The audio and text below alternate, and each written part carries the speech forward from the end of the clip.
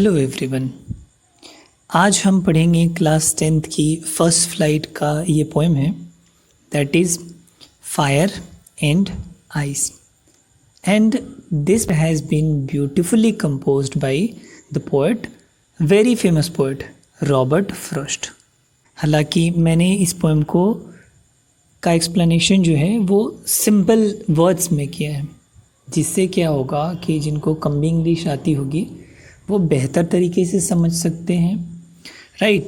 अगर फिर भी दिक्कत होती है तो मैंने इसका इंग्लिश में भी एक्सप्लेनेशन किया है, राइट। यहाँ पे जो पोएट रॉबर्ट फ्रॉस्ट हैं, उन्होंने दो तरह की आइडियाज़, दो तरह की थ्योरीज़ का एक्सप्लेनेशन किया है, जो थ्योरीज अक्सर लोगों के मन में होती है towards the end of this world, कि ये दुनिया कैसे ख़त्म होगी, उससे रिलेटेड लोगों के जहन में, लोगों के माइंड में, दिमाग में दो तरह की बातें होती हैं, दो तरह की थ्योरीज होती हैं, राइट।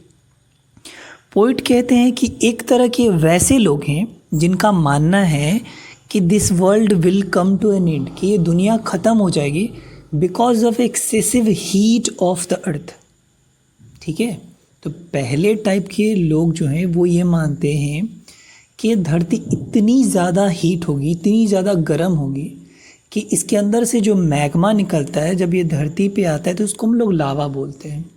तो ऐसे लोगों का ये सोच है कि धरती जो है पूरे लावा से भर जाएगी, ठीक है। इतनी ज़्यादा मैग्मा इमिट होगा, निकलेगा कि पूरी धरती जो है वो लावा से भर जाएगी, and then it will come to an end, और दुनिया ख़त्म हो जाएगी, राइट। जबकि दूसरे तरह या दूसरे टाइप के जो लोग हैं उनका मानना है कि धरती जो है वो फायर, आग से नहीं, it will come to an end because of ice, बर्फ़ की वजह से ख़त्म होगी। और वो कैसे, कि ऐसे लोगों का मानना है कि धरती इतनी ज़्यादा फ्रीज होगी, इतनी ज़्यादा ठंडी हो जाएगी कि इस ठंड की वजह से, इस आइस की वजह से एवरीथिंग विल बिकम एक्सटिंक्ट, हर कुछ ख़त्म हो जाएगा। और हम लोग जानते हैं, साइंस में हम लोगों ने पढ़ा है कि -273 केल्विन से अगर नीचे हम किसी चीज़ को हीट करते हैं तो that object will become extinct, तो वो चीज़ ख़त्म हो जाएगी, वो बचेगी ही नहीं, राइट। तो ये जो दो तरह के लोग हैं, इन्हीं दो तरह के लोगों का पोएम ने एक्सप्लेन किया है।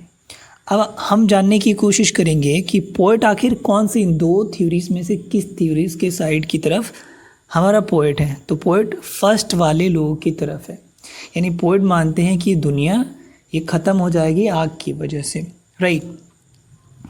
पोएट वैसे लोगों से सहमत होते हैं, वैसे लोगों से एग्री करते हैं जिन लोगों का मानना क्या है कि धरती ख़त्म हो जाएगी, आग में ही ख़त्म हो जाएगी, राइट।